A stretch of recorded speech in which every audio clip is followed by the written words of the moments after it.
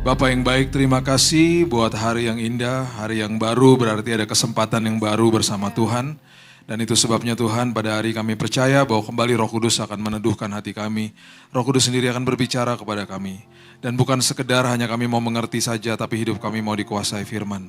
Kami nggak mau sekedar hanya baca firman Tuhan, tapi firman Tuhan baca hidup kami. Sehingga kami diubahkan hari lepas hari. Terima kasih ya Tuhan, kami sambut firman kebenaran di dalam nama Tuhan Yesus, Juru Selamat kami yang luar biasa. Kami berdoa dan mengucap syukur, kita sama-sama katakan, amin, amin, amin, amin, amin. Silakan duduk. Shalom. Ada sebuah prinsip yang saya mau bagikan kepada Bapak Ibu. Karena di dalam kekristenan itu seringkali kita didengungkan untuk hidup dalam ketaatan. Dan di dalam kehidupan ketaatan itu seringkali kita salah mengerti, bukan salah mengerti ya. Kita kurang mengerti karena di dalam pikiran kita kalau dibilang ketaatan langsung kita berpikir saya harus pakai usaha saya harus pakai kuat dan gagah saya harus berusaha dan saya harus proaktif. Betul ada sisi itu betul, tetapi kekuatan kita juga tidak akan bisa menolong kita kalau kita tidak bermitra sama Tuhan. Dan itu seterusnya akan terjadi, kita akan setiap hari kita mulai sadar, setiap hari oh ya Tuhan saya harus hidup taat. Setiap kali ada sesuatu yang salah, kita akan ditegur sama Roh Kudus di dalam sini, karena Roh Kudus itu adalah konselor agung kita. Dia yang kasih tahu sama kita itu salah nak, makanya hati kita suka nggak enak tiba-tiba. Kenapa nggak enak ya, kenapa nggak ada damai ya, lakukan ini dan seterusnya. Nah ada satu format ketaatan yang tidak pernah dibahas, saya nggak pernah dengar dibahas dan akhirnya kasihan jemaatnya. Yaitu namanya menerima dari Tuhan. Sekarang gini, prinsipnya gini. Bagaimana saya bisa memberikan yang terbaik kalau saya nggak punya yang terbaik di dalam diri saya? Bagaimana ketika didengungkan dari atas mimbar, ayo Bapak Ibu kasih yang terbaik buat Tuhan gitu ya. Kita mulai bingung, oke kasih yang terbaik, saya mau kasih yang terbaik Tuhan. Tetapi kalau kita tidak punya yang terbaik di dalam sini, gimana caranya? Akhirnya kita hidupnya muter-muter aja dan akhirnya banyak orang Kristen yang stres. Banyak orang Kristen yang depresi, banyak orang Kristen akhirnya tidak kenal siapa Tuhannya, tidak kenal dirinya sendiri. Dan akhirnya hidupnya mereka akhirnya tidak mengerti saya ini di dalam Tuhan tuh apa ya. Kemudian akhirnya begitu terus akhirnya. Bahkan akhirnya ikut Tuhan dengan formula dan lain sebagainya. Ya. Kita baca dulu nanti kita bahas. Amsal 23 ayat 26 mengatakan begini. Amsal 23 ayat 26. Firman Tuhan katakan, hai anakku, berikanlah hatimu kepadaku. Berikanlah hatimu kepadaku. Biarlah matamu senang dengan jalan-jalanku. Jadi dengan kata lain Alkitab ini mengatakan, Amsal mengatakan, kamu kasih hatimu sama aku, kamu belajar dari saya, kamu ngerti isi hati saya terutama, nanti kamu akan senang dengan jalan-jalanku. Senang itu artinya ratsah natsar dalam bahasa Ibraninya, artinya kamu akan enjoy perjalanan dengan aku. Kamu akan menikmati perjalanan dengan aku. Banyak orang Kristen, betul jadi orang Kristen, tetapi akhirnya dia tidak mengerti perjalanan bersama dengan Tuhan. Jadi gini, di dalam setiap hidup ini kita itu selalu ketika terima Yesus kita diberikan meterai, kita dikasih sebuah status yang sangat luar biasa yaitu anak. Kita ahli waris. Kita adalah orang yang punya hak penuh atas semua janji Tuhan. Roma 8 ayat 17. Itu status dan identitas kita, ya. Status dan identitas.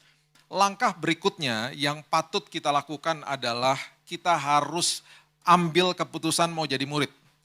Murid itu artinya matetes, artinya mau belajar dan diajar. Banyak orang Kristen hanya datang ke gereja saja, berpikir secara organik nanti saya akan bertumbuh sendiri. Nanti saya akan ngerti sendiri, enggak begitu, enggak bisa begitu. Kita harus ambil keputusan saya mau belajar dan mau diajar. Saya mau mengerti firman Tuhan. Saya kemudian ketika saya tahu firman dan saya ngerti firman, saya harus aplikasikan. Ketika kita mengaplikasikan apa yang saya tahu dan saya ngerti, itu namanya hikmat. Itu namanya hikmat. Jadi setiap hari itu pembelajaran. Setiap hari minta Tuhan bukakan mata rohani saya supaya saya makin mengerti. Nah, saya karena ada di sebuah yayasan yang kami di Immanuel ini ada penerbitan, ada toko buku dan lain sebagainya, kami harus lihat survei lah dari zaman dulu itu untuk lihat orang Indonesia tuh apalagi jemaat tuh minat bacanya seperti apa sih, kemudian dari situ nanti akan kelihatan ya orang-orang Kristen ini nggak pernah mau belajar dan lain sebagainya ya. Bukan di sini yang lain, ini muka-muka baca firman tiap hari pastinya ya. Jadi tahun 2000 kami itu dapat survei, saya lupa sumbernya dari mana, itu orang Indonesia minat bacanya 1:45 saat itu, 20 tahun yang lalu, ya 23 tahun yang lalu lah. Kemudian di saat itu kami membuat sebuah produk namanya Alkitab sepanjang tahun. Nah Alkitab sepanjang tahun, waktu kami kemas, itu dengan dasar bahwa jemaat itu susah kalau baca Alkitab itu, kalau nanti dibaca secara biasa, konvensional, nanti ketika masuk ke kitab imamat dan lain sebagainya mulai bosen. Karena di kitab imamat itu banyak bicara tentang prosesi, pengorbanan dan lain sebagainya, makin pusing nanti. Jadi kita bilang sama tim, oke lah kita mulai buat ketika jemaat buka di hari pertama, itu ada penggalan dari perjanjian lama dan baru, dan ada Mazmur dan Amsal. Dan kemudian kita kemas kalimatnya ketika dibaca dalam satu hari hanya 20 menit. 20 menit. Nah kalau dibaca selama 365 hari, seluruh Alkitab berhasil dibaca akhirnya. Jadi kita kasih panduan seperti itu. Dibaca enggak? Enggak. Yang beli juga enggak banyak gitu loh. Ya. Enggak juga, ya saya berharap ini hanya panduan, saya berharap ya pada baca yang secara konvensional lah ya, saya berharap begitu. Tetapi nggak terjadi rupanya. Di tahun kemarin ini, data UNESCO keluar nih, ini sumbernya betul ya, saya tahu sumbernya betul, dan data keluar Indonesia minat bacanya makin jeblok dan jebloknya luar biasa karena sekarang 1:1000. 1:1000. Apalagi kalau kita kerucutkan untuk baca buku rohani apalagi Alkitab, mungkin bisa 1:2000 kali. Itu kan makin parah akhirnya. Ya. Nah, setelah ini terjadi, setelah kita lihat survei ini, kita juga kaget dengan survei yang berikutnya. Orang Indonesia menempati peringkat nomor 1 di dunia. Jangan bangga dulu, peringkat nomor 1-nya adalah orang Indonesia paling suka ada di depan sosial media per hari 5 jam Bapak Ibu. 5 jam per hari. Jadi bisa bayangkan orang Indonesia yang sudah disurvei dan paling banyak di dunia di depan sosmed, itu nggak punya waktu 20 menit baca Alkitab. Kan ironis, sekali lagi bukan di sini, tempat lain, ini semua baca Alkitab, kelihatan kok, mukanya seger-seger semuanya di sini ya. Kelihatan ngerti firman ini, saya ngomong nyambung semuanya gitu ya. Itu yang terjadi. Nah sekarang gini, itu kita nggak mau lakukan, terus akhirnya dikit-dikit akhirnya datang ke hamba Tuhan ya, masih dipikir hamba Tuhan itu adalah mediatornya dia. Karena di zaman perjanjian lama memang imam besar mediatornya manusia, memperdamaikan manusia dengan Tuhan di hari pendamaian.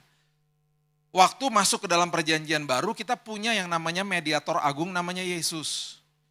Dia masuk ke dalam ruang maha kudus, dia tidak bawa darah hewan, dia bawa darahnya sendiri. Sekali untuk selama-lamanya. Jadi orang-orang seperti saya ini hanya penyampai kabar keselamatan gitu loh. Jadi jangan dikit-dikit, saya nggak nyalahkan jemaat minta didoakan ya.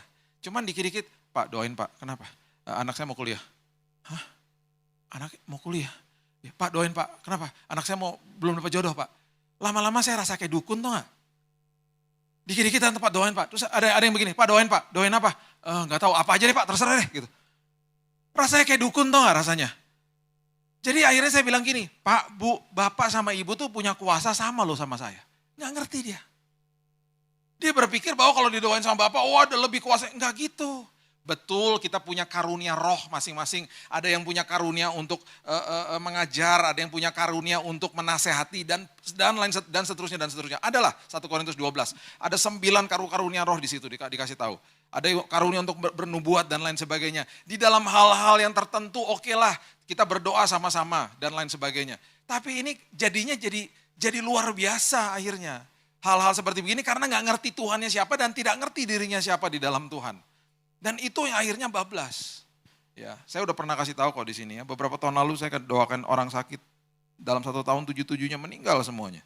Tuh, sampai sempat terkenal loh saya waktu tahun itu ya. Tahun berapa tuh saya lupa. Pak Billy tuh kalau doain orang cepat ketemu Yesus loh. Sampai ada berita kayak begitu sampai saya diundang sama satu rumah, Pak. Kita nih dengar Bapak katanya kalau doain orang cepat ketemu Yesus. Ini Papa udah sekarat, Pak. Bapak boleh nggak ke rumah? Saya kan bingung. Ke rumah untuk apa? Ya untuk doain papa. Papa udah gak ada harapan kata dokter. Terus untuk apa doainnya? Terus jawabannya rohani banget. Biarkan yang terbaik terjadi pak. Iya elah. Supaya papa mati maksudnya. Duh, karena kenal ya datang. Sama istri di mobil di perjalanan saya bilang, lucu juga biasanya hamba Tuhan dipanggil untuk doa kesembuhan, ini doa kematian. Sampai sana ya kita berdoa lah. Seperti biasa berdoa tiba-tiba papanya bilang gini, yang saya lihat datang tadi lebih dari 2. Bukan saya sama istri saya, maksudnya lebih dari 2. Kisruh keluarganya, malaikat penjemput, malaikat penjemput. Setelah selesai, udah selesai doa, seminggu setelah itu saya dapat telepon. Kaget lagi pas teleponnya ngagetin gitu. Pak, mujizat terjadi. Aduh, mujizat apa? Papa sembuh total. Ya ampun, sembuh total. Iya, udah bisa jalan-jalan seperti dapat organ baru loh Pak. Luar biasa Pak gitu. Wih, saya seneng dong. Saya kasih tahu istri saya, itu si Om sembuh loh. Istri saya bilang gini, luar biasa, pasien pertama sembuh, yang lain mati semua. Gak bisa kultuskan hamba Tuhan. Mediatornya Yesus. Makanya kita berdoa dalam nama Yesus. Karena dia yang memberikan otoritas kepada kita, gitu loh. Jadi akhirnya kita nikmati perjalanan sama dia, kita belajar ya. Lukas 10 ayat 38 sampai 42. Lukas 10 ayat 38 sampai 42 ini adalah perikop yang mengajarkan tentang sebuah peristiwa. Yesus selalu memakai peristiwa untuk mengajarkan kepada kita tentang sebuah prinsip. Jadi dia pakai cerita, dia pakai kisah, bahkan dia memakai yang namanya parables atau perumpamaan, ya. Dan itu yang perlu kita pelajari, ya. Sebuah prinsip lagi yang Bapak Ibu perlu mengerti. Semua panggilan hidup kita ya, semua panggilan hidup kita itu melebihi kekuatan yang kita miliki hari ini. Kalau belum ngopi lewat tuh barusan, saya ulang ya. Panggilan hidup kita itu selalu melebihi kekuatan kita hari ini. Contohnya Yusuf. Yusuf mau dijadikan orang paling penting nomor 2 di Mesir. Dia harus melewati semua ujian dalam perjalanannya sampai dia siap nantinya. Waktu dipanggil, dikasih mimpi di awalnya, dia belum siap. Panggilan itu melebihi kekuatan dia hari itu. Makanya dia mulai difitnah, dibuang ke dalam lubang, dijual, diperjualbelikan, dibeli sama rumahnya Potifar, oke lah naik dikit dijadikan kepala rumah tangga, dikejar-kejar sama istrinya, difitnah, masuk penjara dia sempatlah ada harapan dia menemukan sebuah karunianya, oh bisa menafsirkan mimpi, akhirnya bilang sama juru minum sama juru roti, kalau kamu keluar ingat saya ya, dilupain lagi 2 tahun. Itu kalau semuanya dikasih tahu di awal sama Yusuf, nanti ya kamu jadi orang nomor 2 paling penting, tapi kamu akan lewatin gini nih, kamu akan dibuang di sumur gini, masuk penjara. Dia akan bilang gini, gak mau ribet amat hidup kayak begitu, gak mau. Itu Tuhan bawa terus sampai akhirnya dia siap. Makanya ada sekolah kehidupan dalam hidup ini. Karena panggilan kita tuh dahsyat nantinya. Setiap hari itu kita sekolah kehidupan. Karena masa depan kita selalu luar biasa bersama dengan Tuhan. Selalu gitu. Ya. Lukas 10 ayat 38, ketika Yesus dan murid-muridnya dalam perjalanan, tibalah ia di sebuah kampung, seorang perempuan bernama Marta menerima dia di rumahnya. Perempuan itu mempunyai seorang saudara bernama Maria. Perhatikan kalimat ini. Maria duduk dekat kaki Tuhan dan terus mendengarkan perkataannya. Jangan dilihat dari sikap duduknya. Ini harus dilihat dari sikap hatinya. Karena semua yang Yesus ajarkan dimasukkan ke dalam sini sekarang. Jadi dia menggunakan peristiwa, menggunakan event, menggunakan banyak kisah. Ya, kemudian gini, sedang Marta sibuk sekali melayani. Yang satu belajar terima dari Tuhan, yang satu belajar yang namanya menyikapi hidup taat itu pakai usahanya sendiri. Akhirnya kecapean akhirnya dia marah sama Tuhan dan marah sama saudaranya. Dia katakan begini, ia mendekati Yesus dan berkata, Tuhan tidakkah engkau peduli? Tuh. Tidakkah engkau peduli?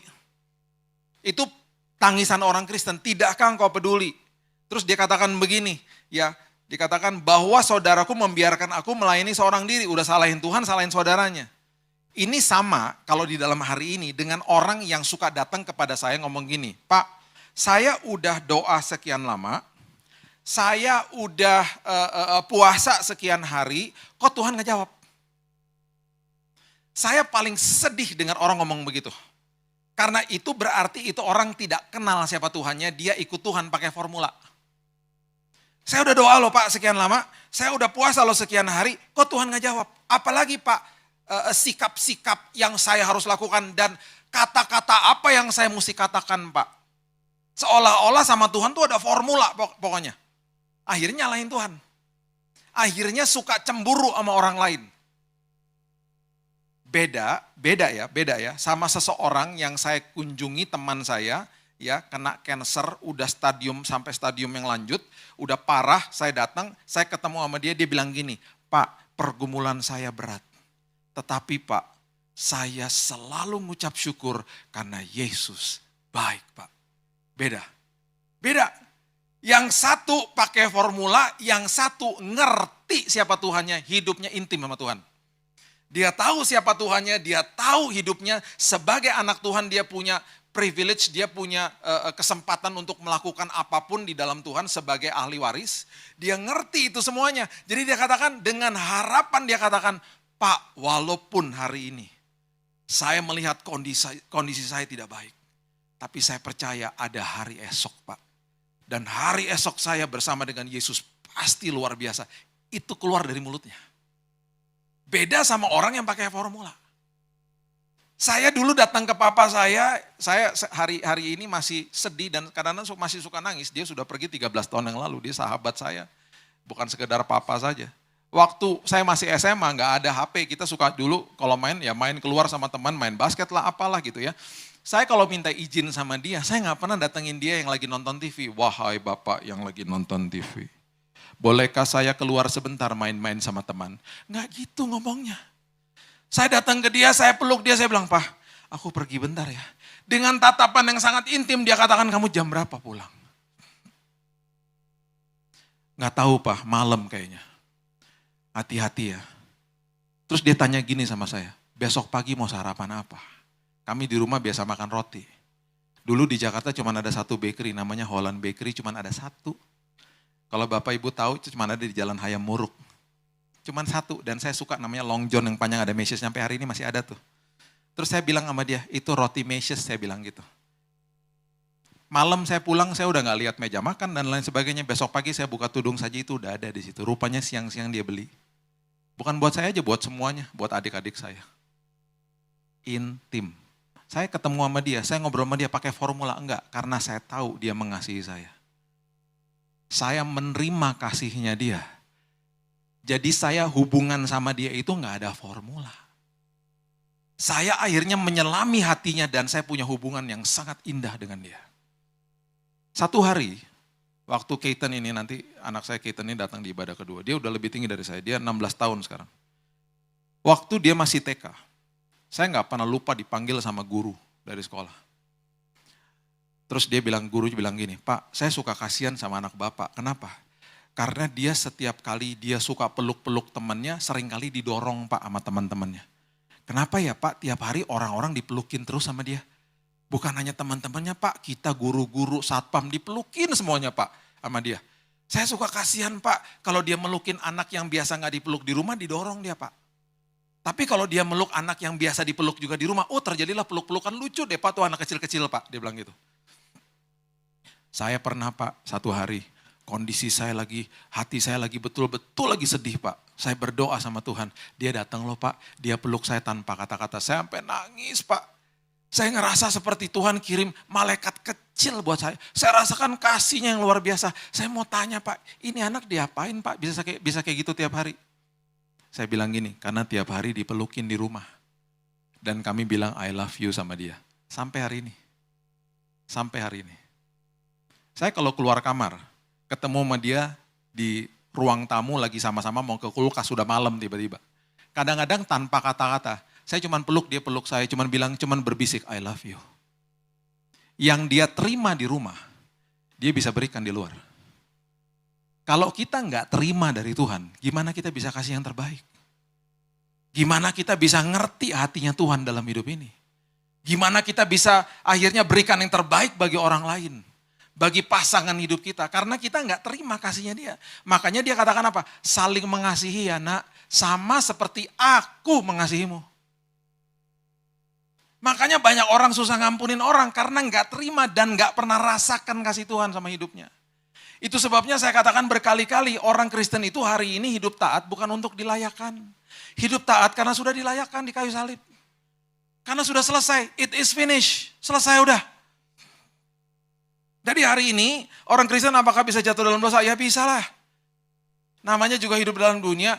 Hidup jatuh dalam dosa bukan berarti hidup di dalam dosa. Kalau kita jatuh ke dalam dosa, misalnya kita slip jatuh dalam dosa, itu ada teguran di sini sama Roh Kudus karena ada Roh Kudus di dalam sini, itu lagi ditegur sama dia. Lagi ditegur sama dia, itu bukannya berarti besok-besoknya kita akan digituin terus, tidak. Jadi kalau besoknya, minggu depan, tahun depan masih ada peringatan tentang diinget-ingetin tentang dosa itu bukan suara Tuhan.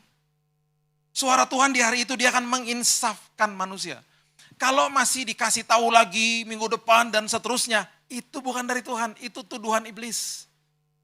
Karena Tuhan tidak nuduh dan Tuhan tidak ingat-ingat lagi dosanya. Itu sebabnya ketika kita menerima yang terbaik, mana mau buat dosa? Mana mau buat dosa? Kaitan lagi ya, anak saya lagi ini. Saya udah kasih tahu sama dia berkali-kali. Dek, kalau buka pintu mobil, lihat-lihat ke belakang. Karena kan dia dianterin ke sekolah. Di Jabodetabek itu ada 16 juta motor, Dek. Dan di Jakarta itu motornya nggak seperti di tempat lain. Di Jakarta itu motornya belok dulu baru lihat. Di Bandung motornya lihat dulu baru belok kan. Di Jakarta belok dulu baru lihat. Itu Jakarta. Jadi motornya tuh betul-betul semrawut dan kurang ajar. Udahlah, kita udah harus hidup dengan mereka lah gitu ya. Jadi saya selalu bilang hati-hati, mereka tuh ngebut-ngebut dan sembarangan udah. Beberapa minggu yang lalu dia buka pintu mobil tanpa lihat ke belakang, diantar sama teman saya pas lagi di rumah teman saya. Bilang, aku yang anterin dia ke sekolah, oke anterin deh. Pas pulang dikasih tahu sama saya, itu mobil penyok. Kenapa? Itu pintunya ketabrak motor. Dah kenapa? Tadi si Keaton buka pintunya gak hati-hati, dia gak lihat ke belakang. Terus dia kaget banget gitu. Saya punya dua pilihan. Ketika malamnya ketemu dia. Bisa marah-marah, bisa bilang, aku udah bilang apa? Kenapa sih gak hati-hati? Nah, bisa gitu. Bisa juga saya datang ke dia dengan kasih karunia Tuhan dan hikmat Tuhan. Waktu dia buka pintu kamar malam hari ketemu sama saya. Yang saya katakan di kata-kata pertama adalah gini, Dek, kamu oke gak? Oke, kenapa Dek? Kan katanya tadi ditabrak motor. Kamunya oke gak? Aku gak apa-apa. Terus dia mulai sedih, mobilnya penyok. Dedi gak peduli mobilnya, kamu oke gak? Oke. Kamu gak kena kan sama stang motornya? Enggak, gak apa-apa. Ya terus saya peluk. Lain kali hati-hati ya Dek. Dia terima apa? Dia terima kasih karunia. Dia terima kasihnya saya. Besok-besok, dia ketika buka pintu mobil, dia gak pernah akan punya rasa ketakutan sama bapaknya, tapi rasa hormat sama bapaknya. Ikut Tuhan bukan ketakutan sama Tuhan. Ikut Tuhan, takut sama Tuhan artinya hormat sama Tuhan. Bukan ketakutan. Karena Tuhan gak pernah berseberangan sama kita. Makin terima kasih karunia-Nya, makin ngerti kasih karunia, makin gak mau buat dosa. Waktu saya peluk dia dan dia peluk saya balik, dia bilang, Dad sorry ya Dad. Akhirnya di besok-besoknya pikirannya dia, orientasi bukan kesalahannya dia, orientasinya adalah kasih bapaknya kepada dia. Yang sering kita lakukan adalah kita orientasi kepada dosa kita dan kesalahan kita dan kita kayaknya berseberangan sama Tuhan. Tuhan kayaknya marah sama kita dan murka sama kita. Bukan kasih karunia-Nya dia. Makin kita rasakan kasihnya dia, kita makin gak mau buat dosa. Itu yang terjadi di sini. Makanya Yesus katakan begini. Dia katakan begini, Marta, Marta, engkau khawatir dan menyusahkan diri dengan banyak perkara. Dengan kata lain, kenapa sih pikiran kamu tuh ribet banget ikut saya? Gitu loh.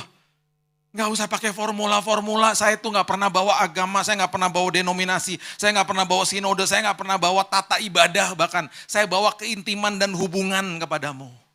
Gitu loh. Jadi kita sama yang namanya agama, sinode, denominasi, tata ibadah, hormati. Jangan dikultuskan, yang dikejar Yesusnya. Kalau kita kejar Yesusnya, kita nggak akan cibir gereja lain. Wah, nggak tepok tangan, kering gerejamu. Nah, gereja yang nggak tepok tangan bilang, tepok tangan, nggak hormati hadirat Tuhan. Begitu aja terus. Nggak ada habis-habisnya akhirnya.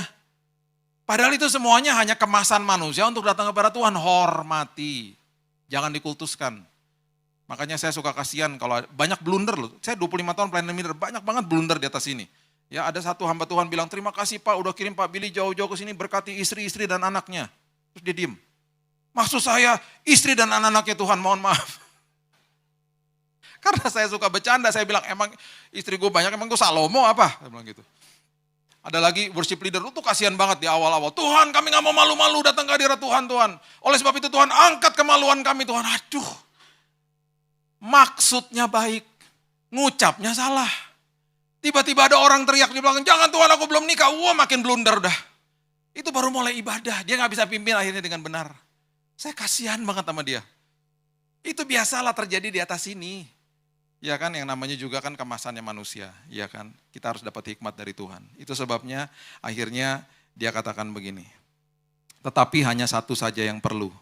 Maria telah memilih bagian yang terbaik yang tidak akan diambil daripadanya. Maria memilih bagian yang terbaik tidak akan diambil daripadanya. Ya. Kemudian dikatakan satu saja yang perlu. Jadi gini, satu saja yang perlu, ya itu berarti tidak ada lagi yang lebih perlu daripada itu. Bagian yang terbaik, nggak ada yang lebih terbaik daripada itu. Yang tidak akan bisa diambil daripadanya.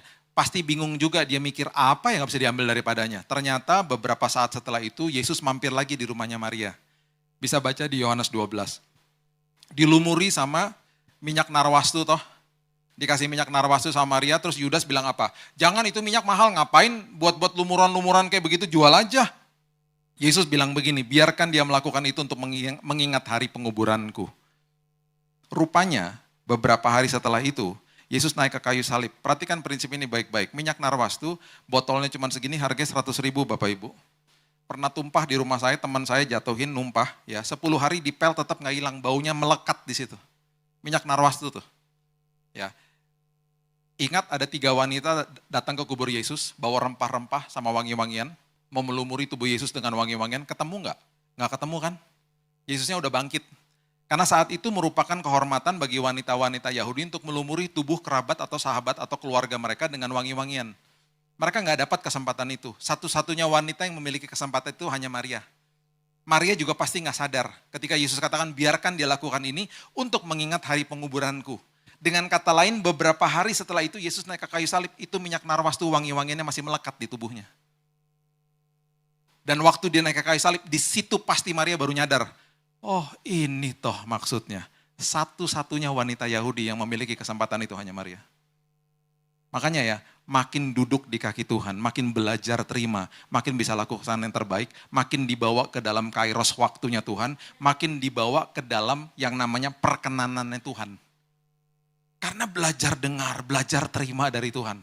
Akhirnya hidup ketaatan itu sangat mudah, kuk yang kupasang ringan. Karena belajar dari dia. Akhirnya kita tidak lagi berkutat di dalam hal-hal yang aduh susah banget sih jadi orang Kristen. Enggak, kita nikmati perjalanan sama Tuhan. Saya tutup sama ini ya. Ini prinsip yang luar biasa. Yohanes 13, kita mulai dari ayat 4 dulu. Saya bahas cepat aja supaya Bapak Ibu mengerti maksudnya. Kembali lagi Yesus menggunakan sebuah event. Dan bagi saya ini ketika kita pelajarin bahasa aslinya, it's a mind boggling. Saya sampai menangis waktu akhirnya mengerti esensi sebenarnya. Dia selalu menggunakan event buat kita, supaya kita makin mengerti. Yohanes 13 ayat 4 dikatakan, lalu bangunlah Yesus dan menanggalkan jubahnya, mengambil sehelai kain lenan, mengikatkannya pada pinggangnya. Oke. Kemudian ia menuangkan air ke dalam sebuah basi, mulai membasuh kaki murid-muridnya, lalu menyekanya dengan kain yang terikat pada pinggangnya itu. Ya, dia mulai membasuh kaki murid-muridnya, kemudian diseka sama kain lenan yang terikat pada pinggangnya. Nanti kita balik lagi ke situ, ya. Kita terusin dulu, ya. Saat itu bagian tubuh yang paling kotor adalah kaki. Saat itu nggak ada Converse, nggak ada Vans, nggak ada yang ada kasut. Mereknya apa nggak tahu. Jadi kakinya terekspos sama debu. Makanya orang-orang yang kaum ekonomi yang cukup kuat, ketika kita mampir ke rumahnya, ada pembantu rumah tangga yang akan bersihkan, membasuh dan menyeka kaki kita untuk masuk ke dalam rumah dan kasutnya ditinggal di luar. Jadi itu pekerjaan yang paling hina. Ya kalau nggak ada pembantu rumah tangga, orangnya harus membasuh sendiri di luar sebelum masuk ke rumah temannya. Karena kotor. Bagian yang paling kotor adalah kaki saat itu. Ya, itu sebabnya waktu Yesus mau melakukan ini, Simon Petrus bingung lah. Itu kan pekerjaan paling hina, makanya di ayat yang ke-6 dikatakan begini. Maka sampailah ia kepada Simon Petrus, kata Petrus kepadanya, Tuhan engkau hendak membasuh kakiku? Jawab Yesus kepadanya, apa yang kuperbuat engkau tidak tahu sekarang. tetapi engkau akan mengertinya kelak. Karena memang Petrus nggak mudah, nggak ngerti maksudnya apa sih nih gitu. Ada sebuah pernyataan yang sangat dalam, bukan sekedar hanya basuh kaki aja. Ini ada sebuah pelajaran yang sangat dalam, makanya dia bilang nanti kamu akan ngerti kelak. Dengan kata lain, aku kan belum mati di kayu salib, nanti ada kuasa kebangkitan, ada kasih karunia, baru setelah itu nanti kamu baru ngerti. Saya nggak mau kalau Yesus katakan itu kepada kita hari ini. Anak-anakku, engkau masih belum mengerti nanti satu hari kelak. Enggak, kita hari ini kita akan ngerti. Hari ini kita akan ngerti prinsip ini. Ya. Dia katakan begini ayat yang ke-8. Kata Petrus kepadanya, engkau tidak akan membasuh kakiku sampai selama-lamanya. Perhatikan jawabnya Yesus, ini luar biasa. Jikalau aku tidak membasuh engkau, engkau tidak akan mendapat bagian dalam aku. Bagian kotor dalam hidup kita yang setiap hari harus dibasuh sama Tuhan, itu adalah pikiran dan hati kita. Sekarang ini. Waktu dia katakan, kalau aku tidak lakukan itu, kamu tidak dapat bagian di dalam aku, itu bahasa aslinya sebenarnya bukan mendapatkan bagian di dalam in me, bukan. Bahasa Inggrisnya, you have no part with me, pakai kata with. Bukan in me. Kalau in me, kalau di dalam kita akan berpikir, oh saya berarti nggak dapat keselamatan. Bukan. Nggak dapat bagian bersama dengan aku, itu maksudnya bahasa asli adalah, kalau kamu nggak biarkan aku membasuh pikiran dan hatimu tiap hari, kamu tidak akan menikmati perjalanan hidupmu sama aku, gitu loh. Itu maksudnya. Dan itu dahsyatnya luar biasa. Jadi itu kuncinya di situ. Biarkan aku basuh pikiran dan hatimu tiap hari, nak. Biar kamu enjoy jalan sama aku. Biar kamu tahu aku gak pernah berseberangan sama kamu, nak.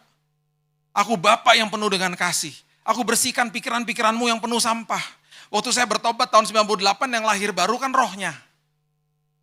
Jiwa saya yang terdiri dari pikiran, emosi, perasaan, kehendak, keputusan itu penuh sampah. Dan bahkan tiap hari pun kita bisa dimasukin dan kita bisa dengar sampah yang ada di sekeliling kita. Setiap hari kita perlu didetox. Sama apa? Firman Tuhan. Kebenaran firman Tuhan. Suara daripada Roh Kudus. Itu yang membersihkan semua pikiran hati kita. Kalau enggak kita rasa tertuduh terus. Kita rasa bersalah dalam hidup kita. Kita rasa stres, kita rasa Tuhan jauh dari kita. Padahal dia gak pernah tinggalin kita. Pengertian-pengertian yang salah itu semuanya akhirnya membuat hidup kita makin terbeban. Gitu loh. Oke, kita terusin ya. Dikatakan begini ayat 9. Kata Simon Petrus kepadanya, Tuhan jangan hanya kakiku aja deh, tetapi juga tangan dan kepalaku. Makin gak ngerti. Tadi mau dibasuh kakinya. Terus kan Yesus bilang, terus dia gak mau. Terus Yesus bilang harus supaya kamu menikmati perjalanan sama aku. Oh ya udah kalau gitu semua deh basuh. Nggak gitu juga, dijelasin lagi sama Yesus. Dia katakan begini, barang siapa telah mandi, ayat 10, ia tidak usah membasuh diri lagi selain membasuh kakinya. Siapa yang sudah terima Yesus sebagai juru selamat, ya udah terima Yesus sekali dan untuk selamanya. Tetapi yang harus dibasuh tiap hari adalah pikiran dan hatinya, itu maksudnya. Gitu loh. Karena ia sudah bersih seluruhnya, kita udah dibersihkan. Bahasa teologinya tuh justified, dibenarkan ketika terima Yesus. Juga kamu juga udah bersih, kita udah bersih, hanya tidak semua. Itu sebabnya ketika terima Yesus mengalami proses namanya dibenarkan, justification. Sekarang ini semua dari kita mengalami proses namanya sanctification, itu bahasa teologinya lah ya. Yang bahasa yang kita kenal sehari-hari, kita dikuduskan nih tiap hari sama Tuhan. Dikuduskan, diingetin sama Tuhan, kamu sudah dikuduskan sama Tuhan. Itu namanya sanctification, sekolah kehidupan. Semua yang salah-salah itu setiap hari pembaharuan budi, sekolah kehidupan sama dia. Dan selalu ada kesempatan yang kedua, ketiga, keempat, dan seterusnya. Itu dengan Yesus berjalannya begitu. Udah nak, yang penting udah kamu bangkit lagi, jangan takut nak, ayo jalan lagi nak, ayo nak, sekolah kehidupan tiap hari. Itu maksudnya. Ya. Oke, saya kasih 2 ayat lagi, supaya Bapak Ibu ngerti, dan kita balik, kita tutup dengan ayat yang kelima tadi, supaya makin mengerti. Coba lihat dulu Kejadian 3 ayat 14. Ya. Kita baca ini, 2 ayat ini kita akan langsung ngerti. Kejadian 3 ayat 14. Lalu berfirmanlah Tuhan Allah kepada ular itu, karena engkau berbuat demikian, terkutuklah engkau di antara segala ternak dan di antara segala binatang hutan.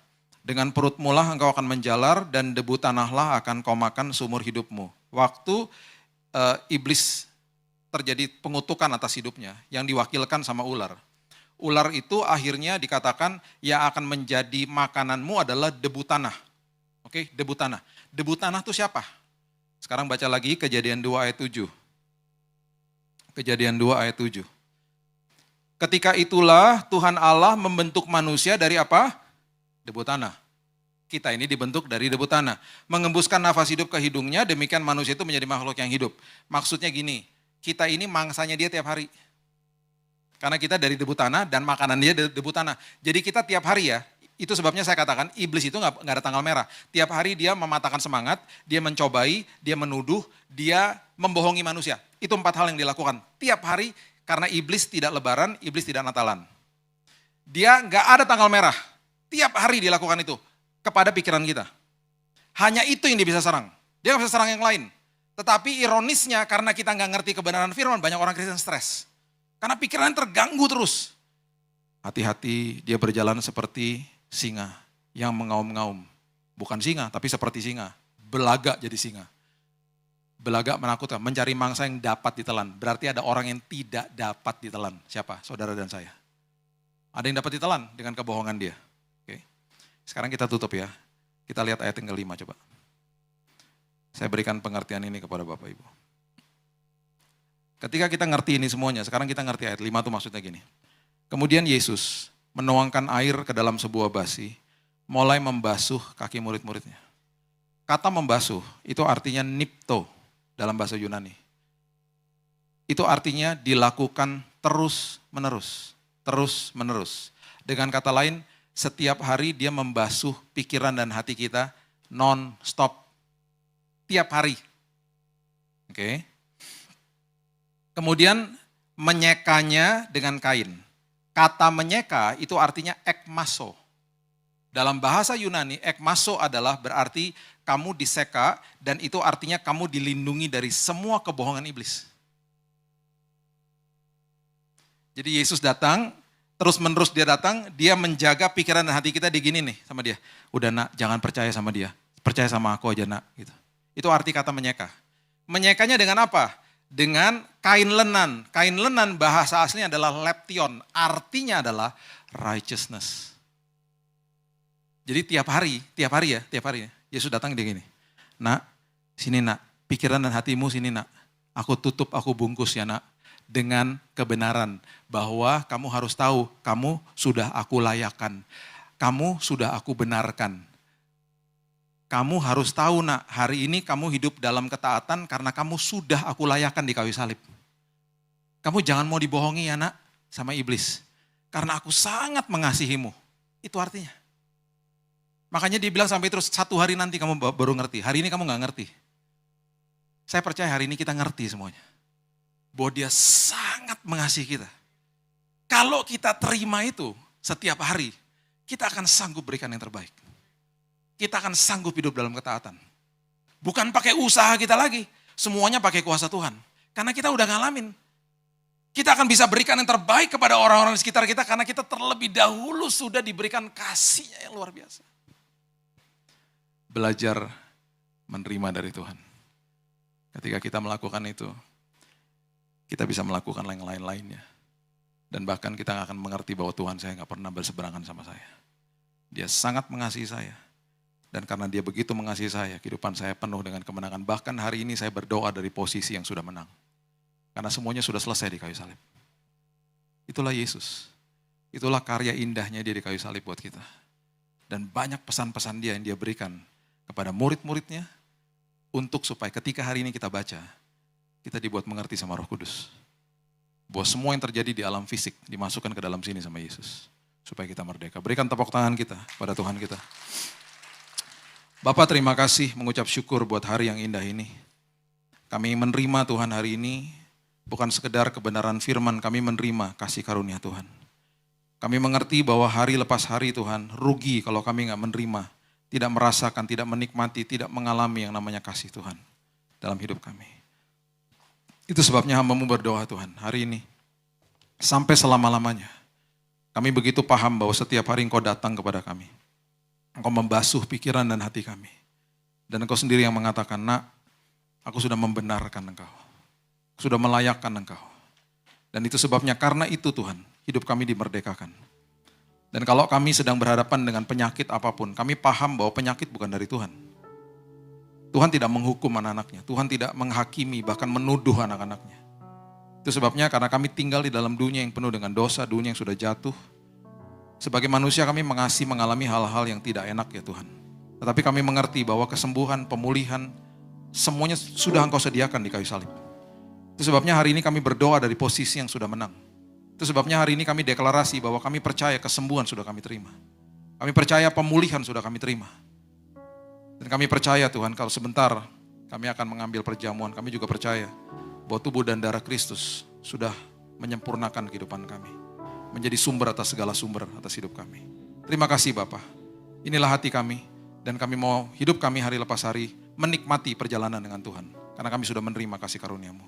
Hanya di dalam nama Tuhan Yesus kami berdoa dan mengucap syukur. Kita sama-sama katakan. Amin.